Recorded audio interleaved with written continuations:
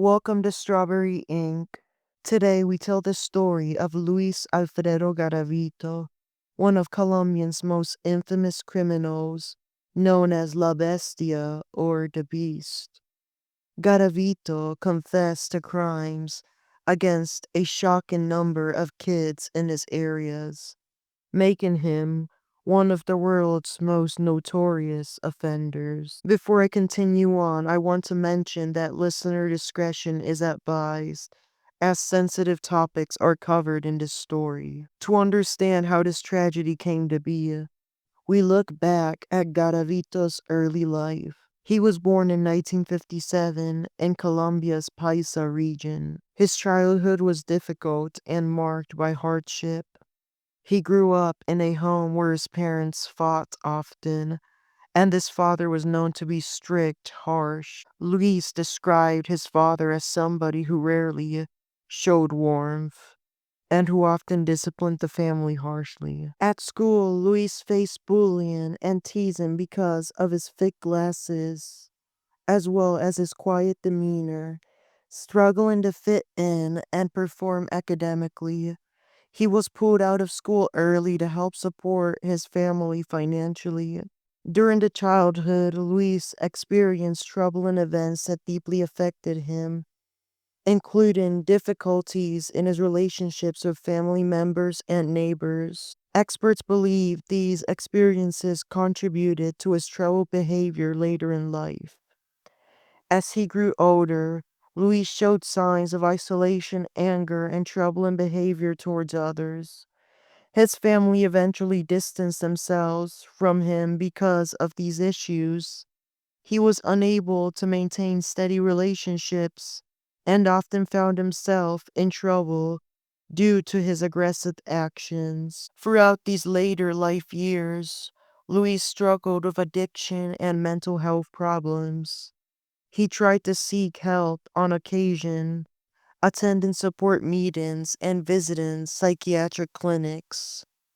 But his challenges persisted. There was no funding in Colombia back then to put him in a mental institution, something that would have benefited him. During periods of apparent calm, Luis's behavior grew more erratic and troubling. He developed an intense fascination with dark subjects and historical figures known for violence, keeping detailed records of his activities. This troubled man would later become responsible for a series of crimes that shook Colombia to its core, crimes that targeted vulnerable kids and left lasting scars on countless families. By the early 1900s, disappearances of kids in Colombia, the country's poorest regions, began to rise sharply. Many of these kids were from vulnerable backgrounds, kids who had been working, orphans, and those living on the streets. Unfortunately, due to ongoing conflict in the country, many of the missing reports were overlooked and went uninvestigated. Luis Garavito began to act on his darkest impulses. He targeted kids who appeared to be vulnerable and alone, often approaching them during the day in busy places like markets, streets, and near schools. He would often offer small gifts such as money or candy, or promise simple jobs to gain their trust. To avoid suspicion, he often disguised himself, sometimes as a teacher, a priest, or an older man simply passing through. Once he had a kid's trust, he would lead them to quiet, secluded spots. The crimes he committed were brutal and horrifying. His victims, mostly young boys, suffered tremendously. Garavito inflicted physical harm, and many of the kids were found in clear signs of prolonged suffering. The extent of his cruelty shocked communities and investigators alike. Despite his actions, Garavito sometimes showed moments of apparent remorse. He kept detailed notes about his victims and reportedly prayed for him, At times, he seemed to wrestle with his conscience and his own torment, haunted by nightmares and intense emotions. By the late 1990s, evidence began to mount against him. Mass graves containing the remains of numerous kids were discovered in multiple locations across Colombia. As the disappearances continued, Colombian authorities launched one of the largest investigations in the country's history. Detectives worked tirelessly, piecing together clues from the crime scenes and survivors' testimonies. The consistent use of similar materials like certain types of cord and bottle caps at different sites suggested the work of a single predator. However, the scale and brutality of the crimes made identifying the suspect a daunting challenge. For a time, suspicion fell on other individuals, and innocent people were briefly detained but eventually let go. The breakthrough came when investigators focused on Luis Garavito, a gay man whose erratic behavior and criminal history placed him on their radar. His unique physical traits, such as a limp, his height, and his specially designed glasses, matched evidence found near the victims. In April of 1999, Garavito was arrested for an unrelated charge. During questioning, authorities collected DNA evidence and linked him to conclusively crime scenes. The arrest occurred as he was pointing a knife at a boy and preying on him. A 16-year-old homeless kid jumped in to help, cursing and throwing stones at Garavito. Both boys fled and ran away from Garavito. They alerted nearby police officers. The officers went into the woods and found Garavito. He was immediately placed into handcuffs. A 12-year-old girl told the officers where Garavito was hiding. It was inside these woods, behind trees. The officers did not have a hard time finding him. He was arrested and taken to the CTI office of Villavicencio. Under intense interrogation, Garavito confessed to his horrific acts. He admitted to the murders of over 140 kids, though some estimates put the number much higher. Despite the overwhelming evidence, Garavito pleaded not guilty initially. After having spent the night at the CTI office in Villavicencio, he was brought to the Villavicencio Circuit Court. There he faced Magistrate Jesus Eduardo Cabrera. The magistrate ordered that he be held in pretrial detention. He was afterwards taken to the Villavicencio Judicial Jail. Attorney Caldas Vera vowed to represent Garavito as a public defender. Aldemar Duran, an investigator from the city of Pereira, confirmed Garavito as the suspect of murders and sex predator crimes. Therefore, at this point, the case was ready to move forward with the judicial system. Prosecutor Maria Lilia Naranjo charged Garavito with hundreds of kidnapping, murder, and sexual assault offenses.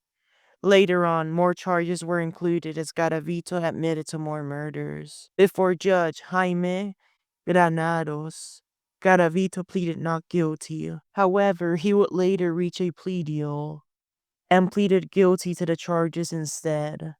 In exchange, he vowed to cooperate with investigators and lead them to the bodies of the victims. He did so due to overwhelming evidence and in order to have a reduced sentence. He also wanted special treatment while in prison. This case shocked Colombia and the world. It exposed vulnerabilities of marginalized kids and the urgent need for better protection and justice systems. Luis Garavito's trial began in 2000 before Judge Jaime Granados. This trial was to decide on his sentence. Despite the overwhelming evidence, the legal process took months to unfold. Garavito initially denied guilt, but eventually accepted responsibility by entering that plea deal in exchange for cooperating with the investigators. The Colombian legal system handed down one of the longest prison sentences in history, 1,853 years plus 9 days in prison.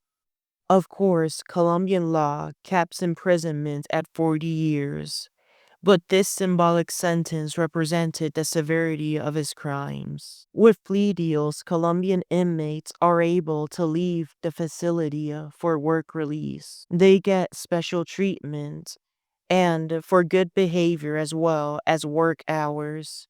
Their prison time could be reduced. Garavito appealed this case.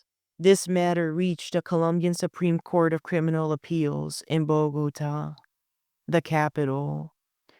He was deprived from withdrawing his plea due to the deal, but he did get a chance to be paroled out of prison after completing 22 years of the sentence. If that parole got rejected, he would be released anyways, but only after completing more years, 40 years. In 2011, the appeals court refused to clear his conviction. Garavito was sent to a maximum security prison in Valledupar known as La Dramacua. That is where authorities kept him isolated to protect him from other inmates who might want to seek public revenge. Over the years, Garavito's behavior in prison was monitored closely. Psychiatrists diagnosed him with antisocial personality disorder, noting narcissistic traits. He suffered from serious health problems, including eye cancer and leukemia, which left him blind and weak. Despite multiple appeals, the courts upheld his convictions. He was denied parole in 2021, ensuring he remained incarcerated. During interviews, Garavito once expressed intentions to enter politics and even become a pastor, claiming he wanted to help abused children.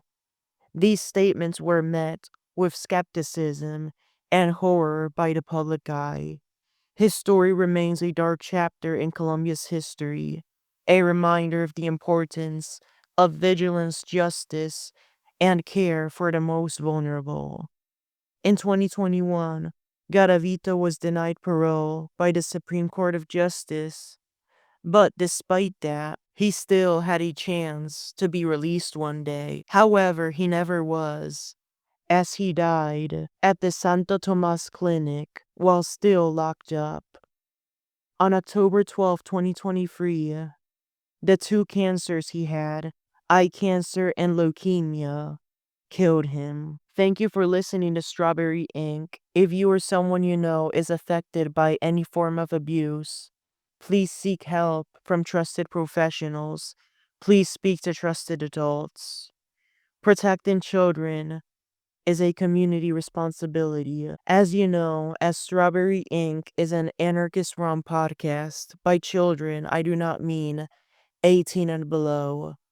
A 19-year-old or 20-year-old, 21-year-old, 22-year-olds. They're young kids and they need assistance too. They should not be entering parenthood these days with high prices. And they really need family support but don't always get it. Therefore, take care and have a good rest of your day.